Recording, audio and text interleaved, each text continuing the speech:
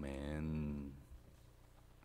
하나님의 섭리의 은혜로 야곱과 그의 가족들은 요셉을 통한 은혜를 누리죠. 하나님께서 섭리로 은혜를 주신 것입니다.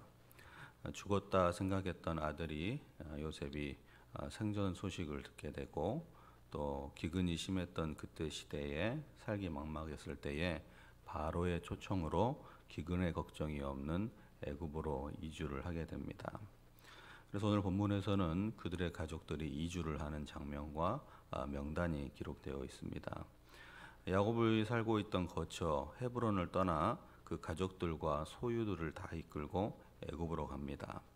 애굽에 근데 이르기 전에 브엘세바에 이르러서 하나님 앞에 희생의 제사를 드리는 것을 오늘 볼 수 있습니다. 1절에 보면 이스라엘의 모든 소유를 이끌고 떠나 브엘세바에 이르러 그의 아버지 이삭의 하나님께 희생 제사를 드리니, 예배를 드리죠. 브엘세바에서. 이 브엘세바는 이 야곱의 집안에 굉장히 인연이 깊은 장소입니다. 야곱의 조부인 아브라함과 그의 아버지였던 이삭이 상당 기간 그곳에서 머물면서 하나님 앞에 예배의 제단을 쌓았던 것이 브엘세바기도 하고, 그곳에 우물도 있고 그곳에서 하나님께서 예비한 은혜를 경험한 장소가 이 브엘세바입니다.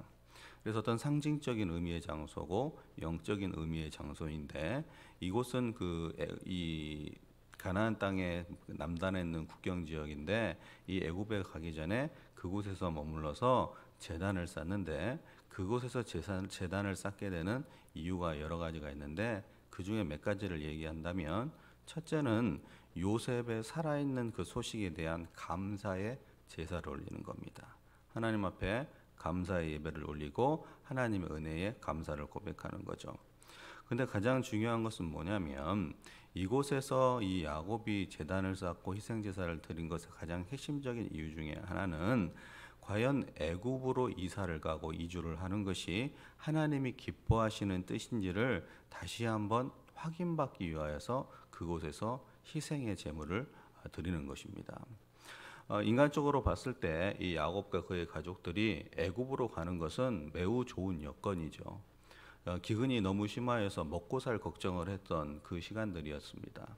근데 그 애굽의 풍족함이 있고 애굽을 향할 수 있고 그곳에 살아있는 아들 요셉도 있기 때문에 그게 당연히 인간적으로는 그곳에 가는 것이, 애굽으로 가는 것이 기쁨이고 좋은 일인데, 야곱의 마음의 한 구석에는 불안함이 있었습니다. 왜냐하면 이 애굽이란 장소는 우리가 창세기 말씀에서 보아서 알듯이 그의 조상 아브라함과 아버지인 이삭이 기근을 피하여 갔던 장소인데, 그때마다 하나님의 뜻이 아니었고 하나님이 원치 않는 것이었고 하나님께서 그 애굽으로 가는 것을 허락하시지 않았던 그런 경험들이 있습니다. 그리고 그 애굽으로 갔을 때 고난을 당하고 그 어려움과 위기를 만났던 것이 이 애굽의 장소였습니다. 그리고 분명히 하나님께서 말씀하신 그 가나안 땅이 약속의 땅이고 언약의 땅인데, 우리 가족 전부가 이 모든 것을 이끌고 애굽으로 간다는 것이 한쪽으로는 기쁨이고 한쪽으로는 약간의 불안감이 있었던 겁니다. 그래서 사람이 불안한 심리 그 속에서 하나님의 뜻을 구하면서 하나님이 기뻐하시는 일이 뭘까를 생각하면서 하나님께 예배를 하고 제사를 드리고 그것을 통해서 확실한 답을 듣고 싶어 했던 것이 이 야곱의 생각이었습니다. 우리는 늘 좋을 때나 어려울 때나 하나님의 뜻을 구하고 하나님의 말씀을 통하여서 확인을 받는 것이 중요합니다. 우리가 생각했을 때 인간적으로 매우 좋은 환경들, 인간적으로 이렇게 하면 좋을 일들 분명히 있습니다. 그럼에도 불구하고 우리는 그것을 분명히 하나님에게 확인을 받는 것이 매우 중요한 겁니다. 세상 잘못하면 내가 잡았던 것이 내 뜻대로 이루어지는데, 이것이 잘 됐고 풀렸어도 이것이 오히려 하나님의 은혜가 아니라고 어떤 우연으로 생각할 수도 있기 때문에도 그렇고, 무언가 하나님의 뜻이 있는 곳에 하나님이 더 길이 열어주기 때문에 우리가 늘 하나님 앞에 뜻을 구하고 은혜를 구하고 말씀을 구하는 것, 이것이 중요한 믿음의 행위, 믿음의 태도인 것이죠. 그래서 믿음이라는 것이 무엇이냐? 하나님의 말씀을 따라가는 거죠. 하나님의 뜻을 따라가는 겁니다. 그러기 위해서는 늘 확인을 받아야 되고 말씀을 구해야 되고 확신을 받는 게 필요하죠. 그리고 하나님의 말씀을 따라가면 인생에는 후회가 없는 것입니다. 왜? 하나님은 다 선으로 바꿔주는 것이죠. 내가 실수해서 어떤 길을 갔더라도 하나님이 함께 하시면 그 길에는 하나님께서 회복시켜 주시는 은혜가 있기 때문입니다. 늘 하나님의 뜻과 말씀을 확인받고 그 인도함을 받는 우리 모두가 되기를 바랍니다. 자, 하나님의 뜻을 구한 야곱은 그날 밤에 이상 중에 하나님의 부름을 받습니다. 하나님을 만나게 되죠. 2절을 보면 그 밤에 하나님이 이상 중에 이스라엘에게 나타나 이르시되 야곱아 야곱아 하시는지라 야곱이 이르되 내가 여기 있나이다. 자, 하나님께서 야곱을 부르죠. 야곱아 야곱아 두 번을 부릅니다. 이름이 이렇게 바뀌었죠. 야곱의 이름이 이스라엘로 바뀌잖아요. 그런데 하나님께서 이스라엘아 이렇게 부르시지 않고 야곱아 야곱아 이렇게 부르신 것은 특별한 의미가 있습니다. 그것은 이스라엘이라고 하나님께서 야곱을 이름을 바꿔주시면서 이 야곱에게도 하나님의 축복과 동행함이 함께한다라는 그 언약을 받았던 새로운 이름이었던 이스라엘이 있었지만 그가 과거 야곱이었을 때도 우리가 알듯이 과거 야곱의 모습은 매우 인간적인 모습이었고 욕심이 많았던 모습이었고 인간의 어떤 술수가 많았던 그 야곱이었는데 하나님께서 야곱아 야곱아 부르는 것은 네가 이스라엘로 이름이 바뀌는 그때나 과거 네가 철없었을 때나 과거에 네가 뭔가 실수투성이었던 그때나 동일하게 역사하고 계시는 하나님이다라는 것을 확증시켜 주는 것입니다. 그래서 앞으로 그가 어디에 가든지 나는 너와 동행할 것이다. 하나님께서 네가 애굽으로 가든지 가나안에 있든지 그것이 아닌 다른 곳에 가도 나는 영원히 너와 함께할 것이다. 그런데 그것이 너희가 변화되고 새로워졌을 때 그때뿐만 아니라 그 과거 네가 철없고 믿음 없을 때부터 인간적인 모습이 있었을 때부터 내가 너와 함께했고 이것은 단순히 너와 함께한 것뿐만 아니라 너희들의 조상이었던 분들과 함께했기 때문에 그들과 동행했던 하나님이 내가 지금도 동행할 것이고 영원히 동행할 것이다 라는 뜻 안에서 야곱아 야곱아 부른 것입니다. 그래서 하나님께서는 이 부름을 야곱을 부르죠. 그러면서 야곱은 말씀을 받게 됩니다. 응답의 말씀인데 3절의 말씀이죠. 3절에 하나님이 이르시되 나는 하나님이라 내 아버지의 하나님이니 애굽으로 내려가기를 두려워하지 말라. 내가 거기서 너로 큰 민족을 이루게 하리라. 매우 중요한 말씀이죠. 이 3절이 하나님이 자신을 밝힙니다. 뭐라고 밝히시냐? 나는 하나님이라. 내 아버지의 하나님이니. 야곱아 야곱아 이렇게 반복된 것처럼 하나님도 자신의 호칭에 대해서 반복적으로 얘기를 해요. 이 하나님이라에 대한 이름이 없잖아요. 그래서 우리가 그 표기를 할 때 여호와 이렇게 표시를 하기도 하고 엘로힘 이렇게 표시를 하는데 오늘 이 3절의 말씀에서는 엘로힘 이렇게 명칭을 반복시키는데 이 엘로힘이라는 그 뜻은 하나님의 이름이 아니라 어떤 의미가 담겨 있냐면 전능하신 하나님, 전능성을 나타내는 하나님을 나타내는 거예요. 즉 하나님이 자신의 이름을 두고 맹세하는 게 뭐냐면 나는 전능한 하나님이다. 나 전능한 하나님으로서 너에게 말을 한다. 그 말은 곧 뭐냐? 너에게 지금 하는 말은 절대 불변의 진리의 말이고 너에게 주는 이 말은 너희가 받아서 반드시 그 말씀대로 살아가면 세상에 어떤 것도 두려워하지 않는 언약의 말씀으로 너에게 성취시켜 주는 것이다. 이렇게 하나님이 자신의 이름을 걸고 얘기를 하는 것입니다. 강조시키는 것이죠. 그러면서 두 가지의 말씀을 통하여서 야곱에게 은혜를 허락하여 주시고 두 가지 말씀을 통하여서 담대함을 허락하여 줍니다. 그 첫 번째가 뭐냐면 두려워하지 말라라는 겁니다. 두려워하지 말라. 애굽으로 내려가는 것을 두려워하지 말라. 과거에 너희들의 조상들이 애굽에서 갔을 때 두렵고 고난을 당했던 것 그것에 대해서 두려워하지 말라. 왜냐? 내가 너와 함께하기 때문이다. 야곱이 애굽의 이주를 두려워했던 이유는 우리가 좀 전에도 말씀드린 것처럼 어떤 새로운 생활에 대한 두려움도 있겠지만 그것보다는 그 애굽이라는 곳이 이 감히 이렇게 축복으로 받을 만한 그런 땅이 아니었고 이것은 금짓이 되었던 땅이었기 때문에 그것에 대한 두려움이 있지만 두려워하지 말라, 걱정하지 말라. 왜냐하면 애굽에서도 내가 너와 함께 할 것이고 너의 가족들과도 함께 할 것이고 너의 후손들까지도 함께 하실 것이다. 그렇기 때문에 두려워하지 말라라는 겁니다. 그리고 분명하게 말씀하시는 것이 뭐냐면 내가 거기로 내려 큰 민족을 이루게 할 것이다. 두 번째 하나님의 약속의 말씀이죠. 여기서 중요한 것은 뭐냐면 우리가 반드시 기억해야 되는 것은 약속의 땅인 가나안을 언약의 땅, 약속의 땅으로 받아서 그곳에 갔는데 가나안 땅에서도 하나님을 떠나는 백성이 되면 약속의 땅은 상실의 땅이 되는 겁니다. 축복의 땅이 되는 게 아니에요. 중요한 것은 뭐냐? 하나님이 함께 하신다는 거예요.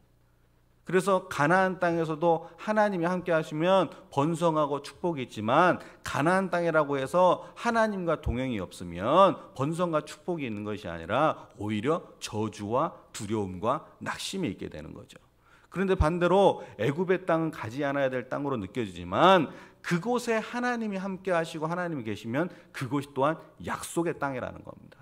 어떤 땅이라는 것이 물질적인 그런 땅의 의미가 아니라 하나님이 함께하는 것이 바로 주님이 동행하는 것이 우리가 거할 땅이고 예비된 장소라는 것입니다. 그래서 우리가 한 예를 든다면 우리가 예배한다, 하나님을 모신다, 하나님과 동행한다 말하는데 예배 가운데 우리가 하나님을 향한 온전한 예배와 하나님을 모시는 예배가 없는 형식의 예배가 있었을 때는 그것은 예배가 될 수 없는 거죠. 그러나 우리가 어느 곳에 가시든 그곳에 하나님을 온전히 모시고 예배하면 그것이 예배의 장소가 될 수 있는 것입니다. 우리가 믿음과 신앙생활을 할 때 핵심은 바로 뭐냐? 하나님을 모시고 살고 하나님의 언약을 붙잡고 살고 하나님을 모시고 사는 것이 그 어디나 하늘나라가 되고 천국이 되고 약속의 땅, 언약의 땅이 되는 겁니다. 그래서 늘 하나님을 전심으로 모시고 사는, 하나님을 중심으로 중심에 모시고 사는 그런 인생이 되기를 주님의 이름으로 축복합니다. 그러면 그곳에 복이 되고 하나님의 언약이 성취가 되는 것이고 그곳에서도 큰 민족을 이루게 되는 그 은혜를 누리게 되는 것입니다. 그래서 이 야곱은 그 땅에서 이 브엘세바에서 약속과 언약의 말씀을 다시 받죠. 그래서 그가 애굽에 가는데 두려움이 없이 어떤 후회 없이 가게 되고 하나님의 축복을 누리게 됩니다. 그러면서 브엘사바에서 보이신 하나님은 애굽까지 동행하시기를 약속하시면서 4절에 또 이런 말씀도 주셔요.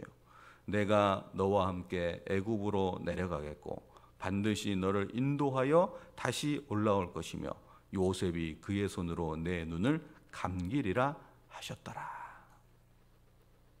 앞으로 있게 될 일에 대한 성취의 말씀을 주시죠. 하나님 이 4절의 말씀은 두 가지 측면에서 온전히 성취가 됩니다.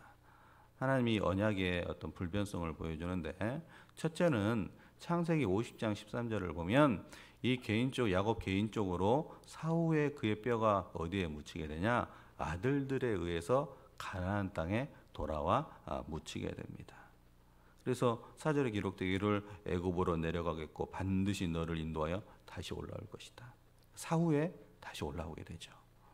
그리고 두 번째로는 여호수아서 28장 3절과 4절에 보면 이스라엘 민족이 이 야곱의 후손들 이스라엘 백성들의 그 애굽에 지내다가 그 애굽의 그 생활 속에서 계속 머무는 것이 아니라 모세의 인솔에 의하여서 출애굽을 하게 되고 나중에는 여호수아와 함께 가나안 땅으로 다시 돌아가게 됩니다. 하나님의 약속은 반드시 성취가 되죠. 하나님이 그냥 하시는 말씀이 허튼 말씀이 절대 아니라는 거죠. 분명히 야곱에게 네가 그것에 올라올 것이고 다시 회복될 것이며 애굽은 너희가 잠시 머무는 곳이 되지만 그곳은 내가 함께하면 그 땅 또한 복의 땅이 될 것이고 내가 너희들에게 이미 주었던 언약의 땅 가나안은 너희들이 반드시 회복하게 될 것이다. 모든 곳에 하나님의 은혜가 미치면 그곳이 바로 언약이 성취되는 곳이 될 것이다 하면서 하나님의 약속은 반드시 성취된다는 것을 우리에게 보여주고 있습니다. 하나님의 약속과 언약이 무엇입니까? 그것을 우리에게 주시는 계시의 말씀 성경입니다. 성경은 단순히 그냥 역사적인 기록도 아니고 우리에게 주신 어떤 경전의 차원을 넘은 하나님의 언약의 상징이며 그 모든 말씀은 우리를 향한, 나를 향한 말씀이기 때문에 그 말씀을 붙잡고 살면 흔들리지 않고 요동하지 않고 하나님의 백성으로서 온전한 믿음을 살 수 있는 것이죠. 우리가 이런 언약의 말씀을 늘 받으시기를 바랍니다. 자, 그래서 이 야곱과 그의 가족들은 두려움 없이 애굽에 이르게 됩니다. 그래서 그 뒤에 말씀들을 쭉 보면 이제 명단들이 기록이 되죠. 성경 안에 보면 그 명단들 이름들이 등장할 때가 많죠. 중요한 어떠한 한 사건을 매듭을 지을 때마다 이 이름을 기록하고 명단을 기록합니다. 그런데 이들의 총수가 얼마냐? 70명이었다고 이렇게 기록이 되어 있죠. 27절에 보면 애굽에서 요셉이 낳은 아들은 2명이니 야곱의 집사람으로 애굽에 이른 자가 모두 70명이었더라. 이 70은 굉장히 중요한 영적 의미가 있습니다. 70은 7 곱하기 10이잖아요. 그래서 히브리인들의 숫자의 개념에서 이 7이라는 것은 하나님을 상징합니다. 하나님의 주권, 하나님의 신성을 상징하고 10이라는 숫자는 완전수, 만수라는 뜻으로 이 상징을 하는 거죠. 그래서 70이는 것은 모든 것이 꽉 차고 충만하게 됐다.